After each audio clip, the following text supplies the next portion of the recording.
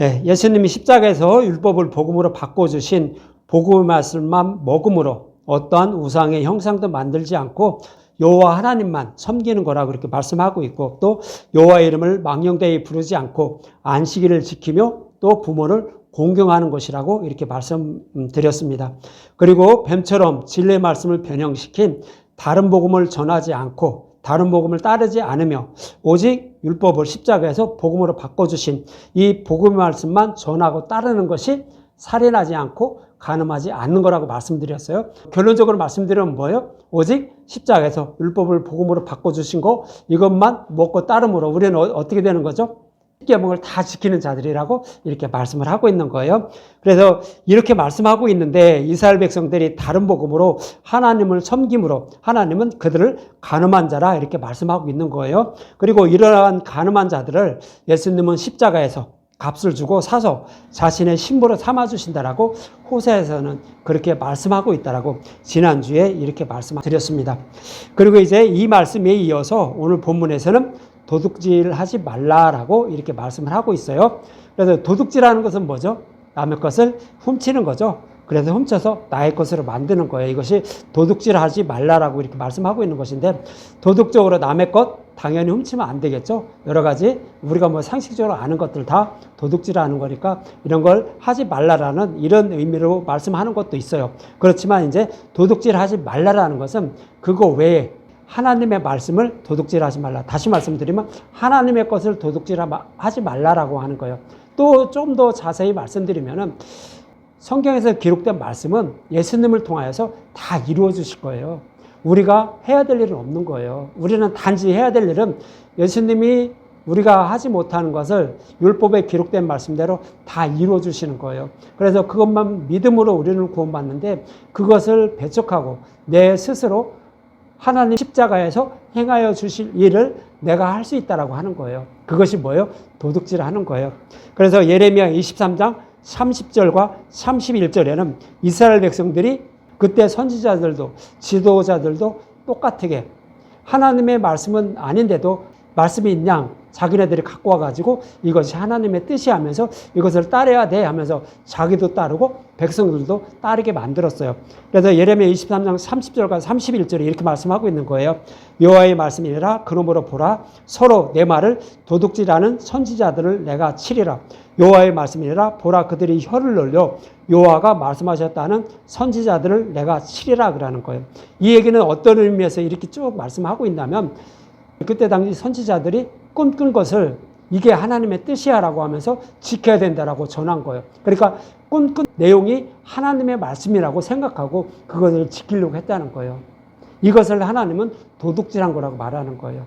다시 말씀드리면 예수님이 십자가에서 행하여 주실 율법을 자신이 행할 수 있다라고 하면서 그걸 행하라고 전하는 거예요. 이것이 도둑질하는 선지자들이라고 말하는 거예요. 그래서 이것은 하나님이 행하여 주실 일을 자기가 할 수 있다라고 훔쳐서 도둑질해서 그대로 행하고 있는 자들, 그런 자들을 도둑질했다라고 이렇게 말씀을 하고 있는 거예요. 그래서 도둑질한 자의 가장 대표적인 인물이 누구죠? 아간이에요. 아간이 도둑질했어요. 아간이 어떻게 도둑질했냐면 여호수아 6장 18절과 19절에 보면 이런 말씀하고 있어요. 너희는 온전히 바치고 그 바친 것 중에서 어떤 것이든지 취하여 너희가 이스라엘 진영으로 바치는 것이 되게 하여 고통을 당하게 하지 아니하도록 오직 너희는 그 바친 물건에 손대지 말라. 은금과 동철 기구들은 다 여호와께 구별될 것이니 그것을 여호와의 곳간에 드릴지니라 하니라. 무슨 얘기냐 하면 이스라엘 백성들이 가나안 땅을 기업으로 받는데요, 가장 처음으로 정복을 하는 그 여리고성에 있는 것을 다 온전히 여호와께 바치라는 거예요. 그래야만 이스라엘 백성들이 나머지 가나안 땅을 점령하고 가나안 땅을 기업으로 받을 수 있다라고 이렇게 말씀하고 있는 거예요. 그래서 여리고성에 있는 모든 것을 다 여호와께 바치라는 의미는 뭐예요? 그것은 예수님이 십자가에서 율법을 완전하게 해주시는 거예요. 율법을 복음으로 바꿔주시는 거라고요. 그렇지 않으면 우리가 약속의 땅인 하나님 나라를 기업으로 받지 못한다는 거예요. 그것이 여리고성 처음으로 정복하는 것. 그 예수님 십자가에서 율법을 다 완전하게 해주시는 모습을 그리고 있는 것이 이스라엘 백성들이 여리고성을 처음으로 정복하는 거예요. 그런데 그것을 여호와께 바치라고 했는데 이것을 도둑질한 자가 누구였어요? 아간이었죠. 그러므로 그들은 이스라엘 백성들은 작은 아이성을 점령하지 못하는 거예요. 여리고성은 튼튼하고 그 누구도 무너뜨릴 수 없는 그런 여리고성을 그래서 싸움 한 번 안 하고 다 무너뜨렸어요. 그랬는데 어떻게 됐죠? 아이성은 아주 작은 거예요. 이스라엘 백성들이 봐도 자기네들 힘으로도 물리칠 수 있는 곳이 아이성이었어요. 그랬는데 그 아이성에 아주 적은 이르러 가서 쳤는데 오히려 패했어요. 근데 패한 이유를 여호와께 물어봤더니 뭐래요? 여리고성에 있는 것을 훔쳐갔다는 거예요. 온전히 바쳐질 여리고성에 있는 물건을 아간이 훔쳐갔다는 거예요. 그 얘기는 뭐예요? 예수님이 십자가에서 율법을 완전하게 해주실 것을 배척했다는 얘기예요. 예수님이 십자가에서 율법을 완전하게 해주지 않아도 내 힘으로 그 율법을 다 지켜서 구원받을 수 있다라고 생각한 자가 누구예요? 아간이에요. 그럼 아간이 도둑질했다고요. 그래서 작은 아이성을 물리칠 수가 없는 거예요. 우리가 어떤 행위로도 구원받을 수 없다라고 하는 의미가 뭐예요? 작은 아이성을 점령하지 못하는 모습을 통해 말씀하고 있는 거예요. 예수님이 십자가에서 율법의 하나라도 남겨두고 나머지만 없애주셨다고 해도 우리는 구원받을 수 없다는 얘기예요. 그것이 아이성을 점령하지 못하는 의미로 이렇게 말씀하고 있는 거예요. 그래서 여호수아 7장 11절에는 이렇게 말씀하고 있는 거예요. 이스라엘이 범죄하여 내가 그들에게 명령한 나의 언약을 어겼으며 또한 그들이 온전히 바친 물건을 가져가고 도둑질하며 속이고 그것을 그들의 물건들 가운데 두었다라고 하는 거죠. 그러니까 여리고성에 있는 그 물건을 도둑질했다라고 하나님은 그렇게 말씀하고 있는 거예요. 그래서 도둑질한 건 의미는 뭐냐면 예수님이 십자가에서 다 이루어 주실 율법을 복음으로 바꿔 주실 이것을 배척하고 그거 안 해도 됩니다. 나는 스스로 하나님 주신 율법을 다 지킬 수 있습니다 하면서 그렇게 행하고 있는 그런 모습이 뭐예요? 도둑질한 거예요. 그래서 지금의 유대인들이 모습이 뭐예요? 하나님의 말씀을 도둑질한 자들이라고요. 그런 자들은 하나님 나라를 기업으로 받지 못한다고요. 그것이 아간의 모습이에요. 작은 아이성을 점령하지 못하는 모습이라고요. 그래서 도둑질은 그런 의미로 이렇게 말씀을 하고 있는 거예요. 그러면은 여러분들도 도둑질하면 생각나는 것도 뭐 있죠? 말라기죠. 말라기 11절을 도둑질했다라고 하나님은 그렇게 말씀하셔요. 말라기 3장 7절에서 10절까지 한번 보죠. 7절부터 보면 만군의 여호와가 이르노라 너희 조상들의 날로부터 너희가 나의 규례를 떠나 율법을 지키지 않았다는 거예요. 지키지 아니하였도다. 그런즉 내게로 돌아오라. 그리하면 나도 너에게 돌아가리라 하였더니 너희가 이르기를 우리가 어떻게 하여 돌아가리까 하노도다 이렇게 말씀하고 있죠. 출애굽기 15장에서는 뭐라고 했죠? 마라의 쓴물, 이것은 율법이라고 말씀드렸죠. 이것은 못 먹는 물, 즉 우리가 지킬 수 없다는 거예요. 출애굽기 15장에서 마라의 쓴물을 통해 말씀하신 거예요. 이것을 한 나뭇가지를 던져서 복음으로 바꿨죠. 단물로 바꿔주신 거예요. 그러니까 예수님이 십자가를 통하여 율법을 복음으로 바꿔준 거, 이거 먹는 것이 율법을 다 지키는 거야 라고 가르쳐준 거예요. 그것이 마라의 쓴물 사건이라고 말씀드렸잖아요. 그랬는데 그 말씀을 어기고 이스라엘 백성들이 뭐를 하고 있다고요? 시내산에서 주신 율법을 지키면서 하나님을 섬기고 있다고요. 그런 자들에게 너희들은 나의 규례를 지키지 않았다고요. 율법을 지키지 않았다고 하나님은 책망하시는 거예요. 무슨 얘기냐면 우리는 율법을 아무리 지키려고 해도 지킬 수 없다라는 거예요.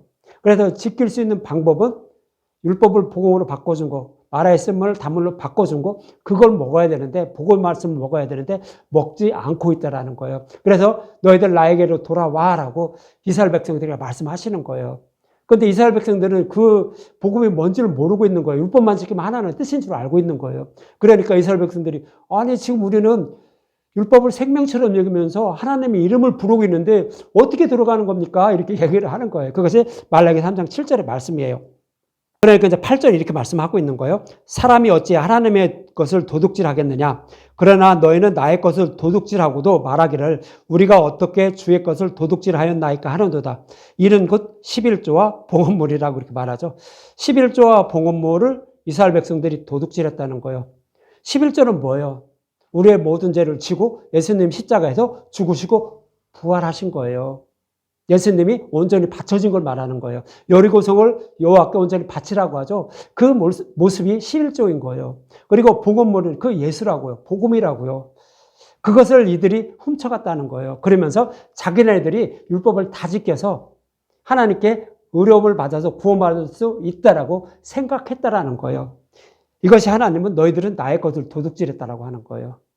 예수님이 다 십자가를 통해 이루어 주실 것을 자기가 할 수 있다라고 갖고 온 거라고, 훔쳐온 거라고요. 그리고 자기가 그렇게 행하면서 살아가고 있다고요.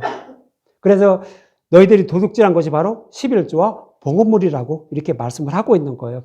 실제적으로 이스라엘 백성들이 11조를 안 드리고 살았나요? 아니요. 누가복음 18장 11절과 13절에 보면 이런 말씀하고 있어요. 바리새인은 서서 따로 기도하며 이르되 여호와여 나는 다른 사람들 곧 토색, 불의, 간음을 하는 자들과 같지 아니하고 이 세례와도 같지 아니함을 감사하나이다. 나는 일에 2번씩 금식하고 주마다 2번씩 금식했다는 거예요. 또 소득의 11조를 드린다고요. 유대인들은 다 그렇게 드리고 있는데 하나님은 너희들은 나의 것을 도둑질했다라고 하는 거예요. 그러면서 11조를 도둑질했다고 하죠. 11조 다 드리고 있잖아요. 그대로 정확히 계산해서 드리고 있다라는 거예요. 그런데 하나님은 11조를 도둑질했다라고 이렇게 말씀을 하고 있는 거예요. 그러면서 너희들은 나에게 지금 11조를 바쳤다고 하는데 그건 바친 것이 아니라는 거죠. 하나님이 11조를 받는 거는 뭐예요? 복음의 말씀을 믿는 거예요. 복음의 말씀을 믿음으로 하나님은 네가 나에게 11조를 바치고 있구나라고 이렇게 여겨주시는 거예요.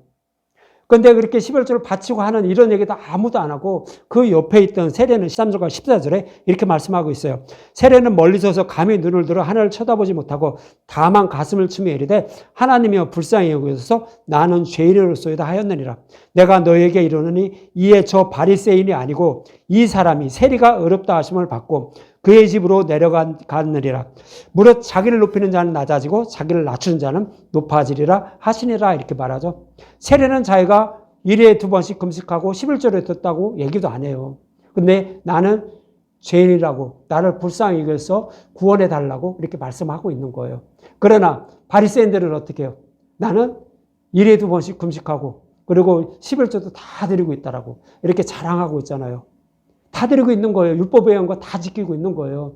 그런데 하나님은, 예수님은 저 바리새인이 구원받는 것이 아니라 세리가 구원받는다고요. 세리가 11조와 봉헌물을 드리고 있다라고요. 바리새인은 그것을 도둑질했다라고 이렇게 말씀하고 있는 거예요. 그래서 구원은 누가 받는다? 세리가 받는다. 그럼 세리는 어떤 모습이었어요? 자기가 율법을 지키지 못하는 죄인임을 하는 거예요. 그리고 약속하신 메시아를 꼭 붙잡고 있는 거예요. 그분이 오셔서 불쌍히 여겨주시고 나의 죄를 모두 사하여 주시옵소서. 그래서 나를 구원해 주시옵소서라는 그런 마음을 갖고 살아가는 자예요. 이 자가 뭐예요? 11조와 봉헌물을 여호와께 드리고 있는 자예요. 그러지 않고 바리새인은 겉으로는 11조와 봉헌물을 다 드리고 있지만 하나님은 그건 나의 것을 도둑질했다라고 하는 거예요. 예수님 십자가에서 행하여 주실 일을 스스로 행하려고 행하고 있다라고 이렇게 말씀을 하고 있는 거예요. 그래서 여기서 11조와 봉헌물은 여호와께 온전히 바치라는 말씀과 같이 십자가에서 율법을 복음으로 바꿔주신 그 복음의 말씀이 11조와 봉헌물이에요. 그래서 예수님이 이제 우리 교회를 대표해서 11조와 봉헌물이 됐다라고 이렇게 말씀하고 있는 거예요. 그래서 저와 여러분이 여호와께 11조를 드리는 것은 뭐예요? 그 복음의 말씀을 믿음으로 하나님은 네가 11조와 봉헌물을 훔치지 않고 드리고 있구나라고 이렇게 여겨주시는 거예요. 그래서 여기서 바리새인들의 모습이 뭐예요? 아간의 모습과 동일한 거예요. 내가 할 수 있다라고 하는 모습. 그렇게 하나님은 알려주셨는데도 바리새인들은 아간의 모습대로 그대로 이렇게 행하고 살아가고 있는 모습이에요. 그렇게 이렇게 말씀하고 있는 것입니다. 이렇게 11조 되신 예수님이 율법을 완전하게 해주신 것을 배척하고 스스로 율법을 지키고 있다면 저주를 받는다라고 말라기 3장 9절은 말하고 있죠. 너희 것 온 나라가 나의 것을 도둑질하였으며 이스라엘 백성들 온 나라가 다 그렇다는 거예요. 복음을 배척하고 율법으로 하나님을 섬기고 있다고요. 이것이 나의 것을 도둑질했다라고 하나님은 말씀하고 있는 거예요. 그래서 너희들은 저주를 받는다고 말하는 거예요. 아간이 여리고성에 있는 것을 훔쳐가서 도둑질해서 저주를 받은 것처럼 이스라엘 백성들도 똑같다는 거예요. 그래서 결국 그들도 도둑질해서 결국 저주를 받는다라고 이렇게 말씀을 하고 있는 것입니다. 그래서 복음을 배척하지 말고 그 복음의 말씀을 믿어야만 구원을 받게 된다라고 이어지는 말라기 3장 10절에 이렇게 말씀하고 있죠.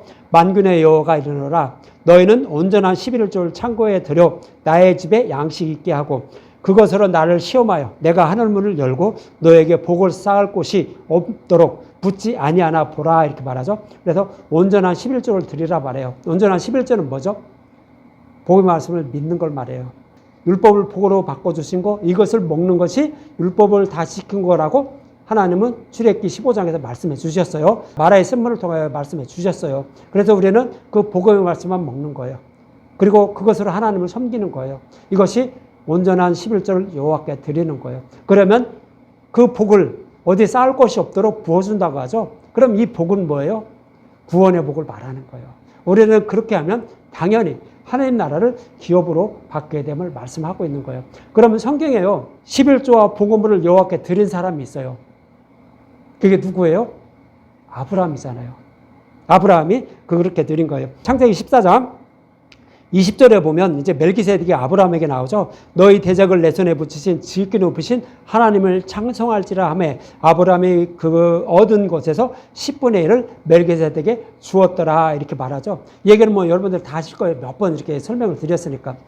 조카 롯을 구해오는 아브라함을 멜기세덱이 떡과 포도주를 가지고 축복해 줬어요. 이 말씀은 뭐라고 했어요? 지금 조카 롯을 네가 구해오는 것처럼 너의 후손으로 오실 멜기세덱, 즉 예수님이 십자가에서 값을 주고 이렇게 너희들을 구해올 거야. 알았지? 이거 하나님이 너에게 약속한 거 분명히 이루어 주실 거야. 알았지? 라고 멜기세덱은 아브라함에게 이렇게 말해준 거예요. 이것이 떡과 포도주로 아브라함을 축복해 준 거예요. 그랬더니 아브라함은 어떻게 했죠? 네, 믿습니다. 라는 그런 의미로 그 얻은 것의 10분의 1을 그 멜기세덱에게 드렸다라고 말씀하고 있는 거예요. 다시 말씀드리면 그 복의 말씀을 아브라함은 믿었다는 거예요. 그래서 하나님은 그렇게 믿은 아브라함을 창세기 15장 6절에서 아브라함의 의로 여기셨다라고 이렇게 말하는 거죠. 15장 6절에 보면 아브라함이 여호와를 믿으니 여호와께서 이를 그의 의로 여기시고 이렇게 말씀하고 있는 거예요. 그래서 복의 말씀을 믿음으로 아브라함은 의롭다 여김을 받은 거예요. 다시 말씀드리면 십자가에서 율법을 복음으로 바꿔주신 떡과 포도주 그 복음의 말씀으로 하늘의 묵별 같은 많은 백성을 구원해 주신다는 그 말씀을 믿었다는 얘기예요. 복음의 말씀을 믿었다는 얘기예요. 그랬더니 하나님은 그를 의롭다 여겨주셨다. 즉 11조와 복음을 여호와께 드림으로 즉 복음의 말씀을 믿음으로 그를 의롭다 여겨주셨다. 구원해 주셨다라고 이렇게 말씀을 하고 있는 거예요. 그래서 11조와 복음을 드리는 것은 뭐냐면 그 복음의 말씀을 믿는 걸 말해요. 그것이 여호와께 11조와 복음을 드렸다라고 이렇게 말씀을 하고 있는 거예요. 그것이 말라기 3장 10절의 말씀이에요. 그래서 온전한 11조를 내 집에 드리면 그 복을 쌓을 것이 없도록 이렇게 부어준다라고 말라기 3장 10절에서 이렇게 말씀하고 있었던 거예요. 그래서 여러분들 도둑질은 뭐예요? 예수님이 십자가에서 이루어 주실 것이 율법의 말씀이에요. 우리가 할 일이 아니에요. 그래서 모든 성경은 누구에 대해서 기록되어 있다? 예수님에 대해서 기록되어 있다. 예수님이 이렇게 해서 우리를 구원해 주실 것을 율법으로 기록된 말씀을 통하여 여러 가지 모형과 그림자로 설명해 주고 있었던 거예요.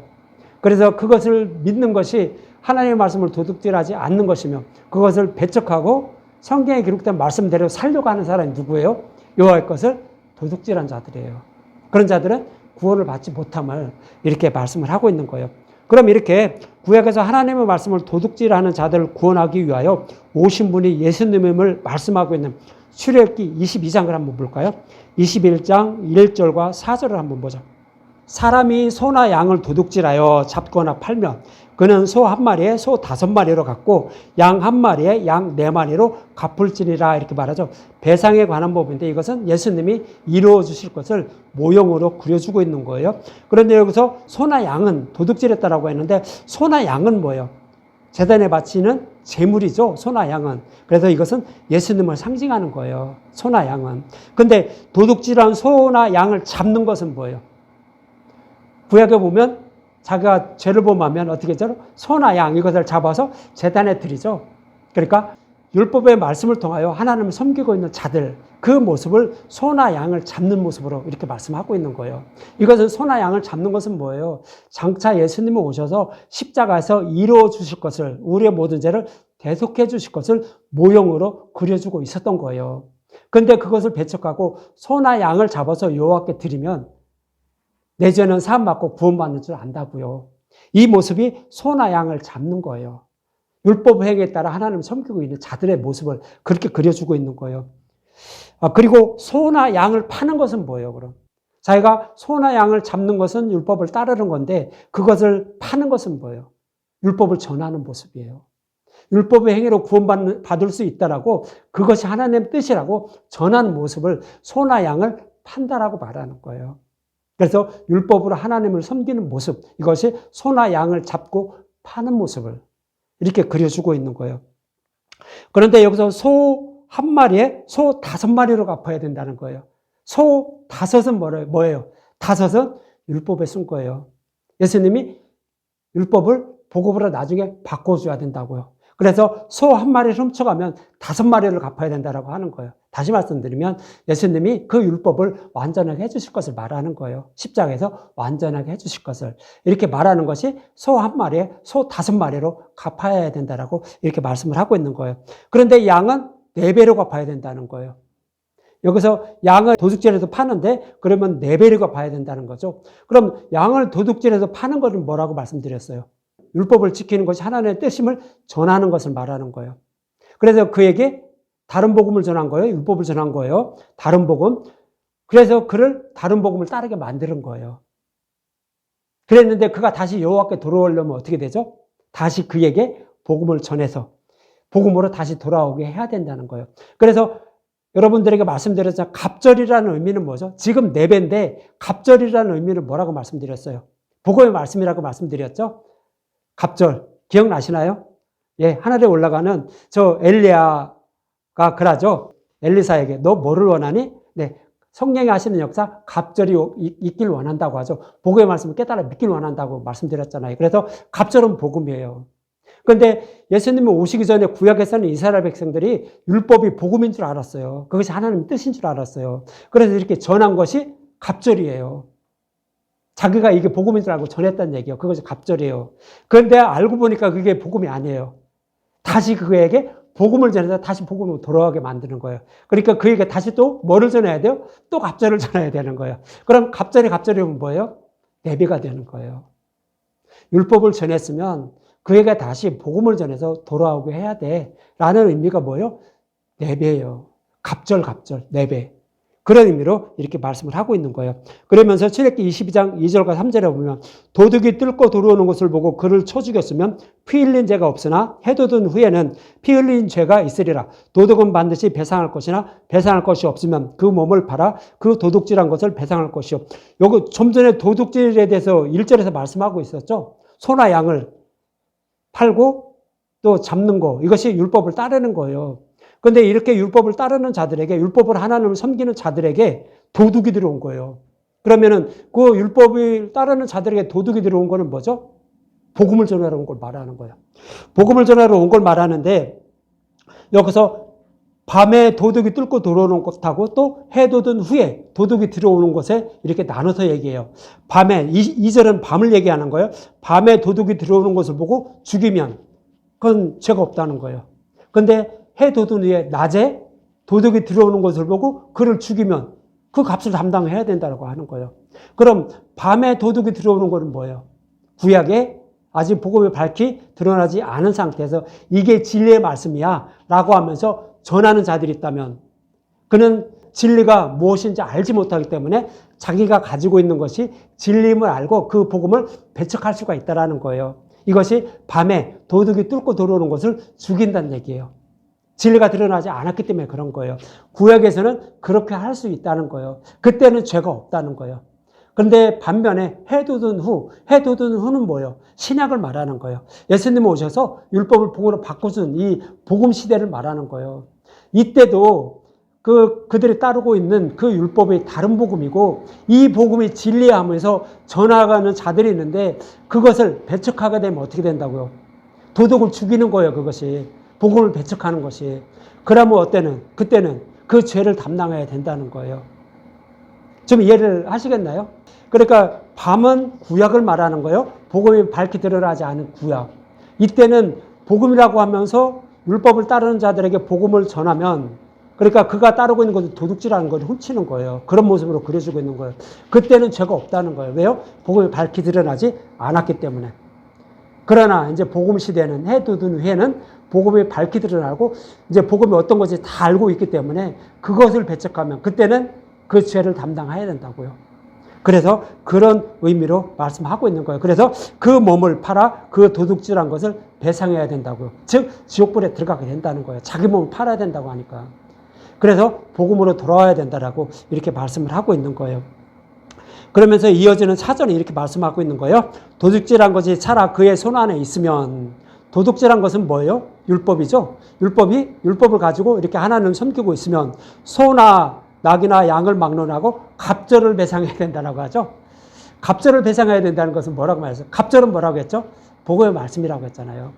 복음의 말씀으로 돌아와야 된다고요. 율법을 섬기고 있는데 복음의 말씀을 듣게 되면 이것이 도둑질한 거예요. 그것이 살아있고 그것이 발견된 거예요.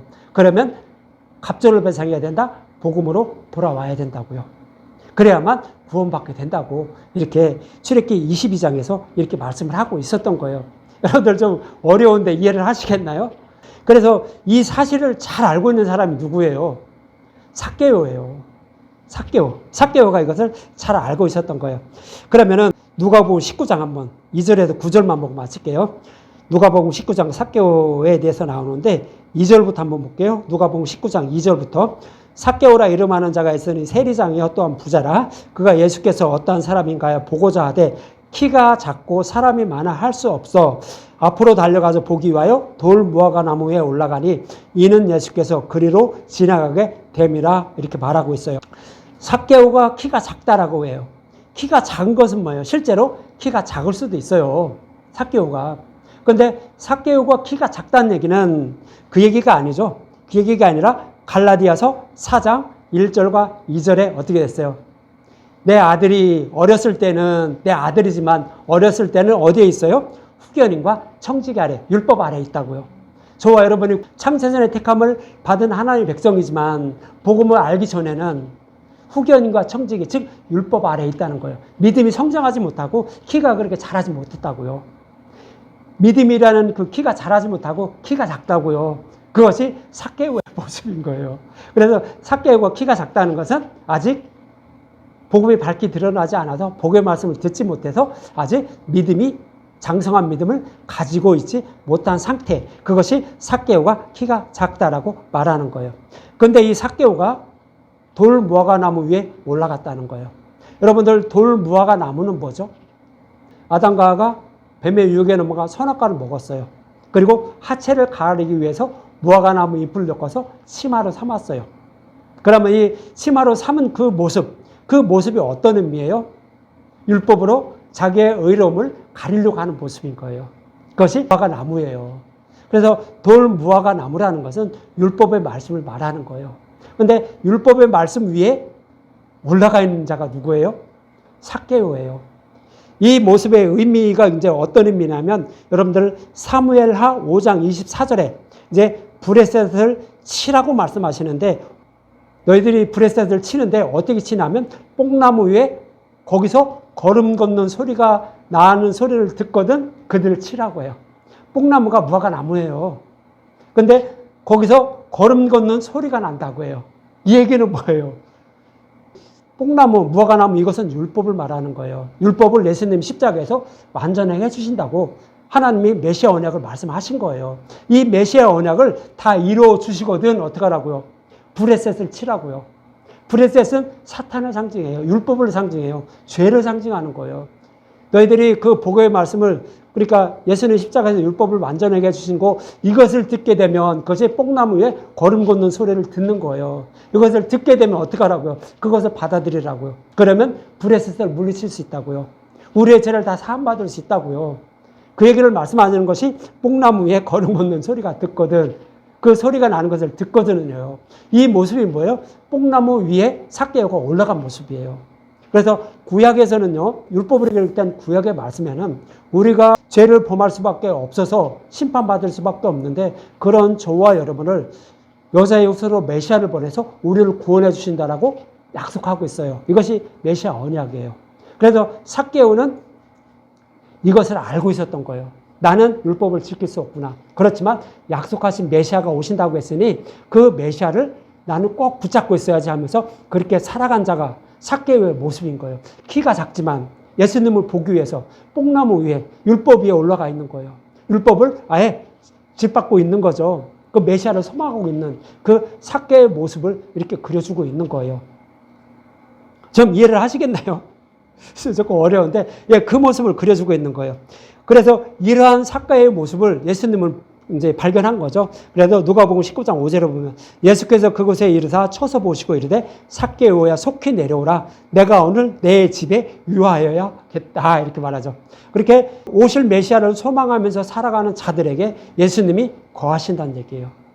다시 말씀드리면 삭개오가 지금 믿고 있는 것은 뭐예요? 복의 말씀을 듣고 있는 거예요. 그것이 약속하신 메시아를 소망하면서 살아가고 있는 거예요. 이와 같은 자가 누구였어요? 나다니엘이었잖아요. 나다니엘이 지금 포도나무 아래서 기도하고 있었죠. 그거와 똑같이 나다니엘 모습과 같이 삭개오도 동일하게 복의 말씀을 듣고 오실 메시아를 기다리고 있었던 거예요. 그렇게 복의 말씀을 듣고 있던 삭개오에게 예수님이 들어가시는 거예요. 그 마음속에 마음의 성전을 세워주시는 모습을 이렇게 그려주고 있는 거예요. 5절에도 말씀드렸죠. 고넬료에게 성령이 임하셔서 복의 말씀을 깨달아 믿게 하고 싶은데 복의 말씀을 고넬료는 듣지 못했어요. 진리의 말씀을 듣지 못했다는 거예요. 그냥 흘러나오는 복의 말씀을 들었지만 진리의 말씀은 듣지 못했다는 거예요. 그래서 그 진리의 말씀을 베드로에게 전한 거예요. 전하게 만든 거예요. 그리고 나서 성령 오시는 거예요. 다시 말씀드리면 저와 여러분들의 성령이 임하는 것은 누리기 없는 복의 말씀을 들을 때 성령이 오셔서 우리를 진리의 길로 인도해 주심으로 우리는 믿음이 이르게 돼서 구원받게 되는 거예요. 그 모습을 삭개오를 통해서 이렇게 그려주고 있는 거예요. 그래서 복의 말씀을 듣고 오실 메시아를 소망하고 있는 삭개오에게 예수님은 그 집에 거한다, 마음의 성전을 세워주신다라고 말씀하고 있는 거예요. 그리고 나서 이제 그 집에 거하게 되는데 이어지는 8절과 9절 삭개오가 서서 주께 여짜오되 주여 보시옵소서 내 소유의 절반을 가난한 자들에게 주겠사오며 만일 누구의 것을 속여 빼앗은 일이 있으면 내 갑절이나 갚겠나이다. 예수께서 이르시되 오늘 구원이 이 집에 이르렀으니 이 사람도 아브라함의 자손임이라 그러죠. 그래서 삭개오가 자신의 소유의 절반을 이웃에게 나눠준대요. 대단하죠. 자기 재산을 이제 쪼개서 절반을 이웃에게 나눠준다고 하는데, 삭개오는 정말로 대단한 사람이죠. 삭개오는 부자라겠죠. 색을 걷어서 로마가 필요한 만큼만 주고 나머지는 자기가 다 갖기 때문에 다 부자였을 거예요. 그런데 그것을 의미하는 것이 아니라 지금 말씀의 흐름을 통해서 어떤 말씀이었어요? 삭개오는 복의 말씀을 듣고 있었고, 그런데 그 집에 예수님이 거하시는 거예요. 마음의 성전을 세워주시는 거예요.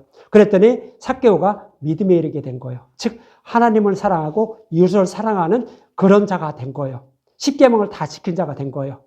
하나님을 사랑하고 이웃을 사랑하는 자가 된 거예요. 그러면 그거의 절반은 뭐죠? 이웃을 사랑하는 거. 하나님을 사랑하는 거 말고 이웃을 사랑하는 거. 그렇죠? 예수님도 말씀하시죠? 제자들에게 내가 가면 너희들도 내가 너희들 씻어준 것처럼 너희들도 이웃을 사랑하라, 서로 사랑하라 말씀하셨잖아요. 그러니까 삭개오는 이제 비로소 예수님이 임하심으로 복음의 말씀을 깨달아 믿게 된 거예요. 그랬더니 그 깨달은 복음의 말씀을 어떻게 한다고요? 이웃에게 전하며 살아간다는 거예요. 이웃을 사랑하면서 살아간다고요. 그것이 절반을 이웃에게 준다는 얘기예요. 좀 이해를 하셨나요? 삭개오가 마음의 성전이 세워짐으로 복의 말씀을 깨달아 믿은 거예요. 십계명을 다 지킨 거예요. 하나님을 사랑하고 이웃을 사랑하는 마음을 갖게 된 거예요. 그래서 이웃을 사랑하며 살아가겠다고 이렇게 말씀을 하고 있는 거예요. 그리고 이제 그것이 이제 내 소유의 절반을 가난한 자, 복음을 모르는 자들에게 전하며 살아가겠습니다라고 이렇게 말하는 거고. 그리고 속여 빼앗은 일, 도둑질한 거죠. 빼앗은 일을 그런 일이 있으면 내 갑절이나 갚는다고 해요. 그래, 좀 전에 말씀드렸지만 내 갑절은 뭐예요? 그동안 삭개오는 복음의 말씀이 무엇인지, 진리가 무엇인지 어렴풋이만 알고 있었지 정확히는 모르고 있었어요.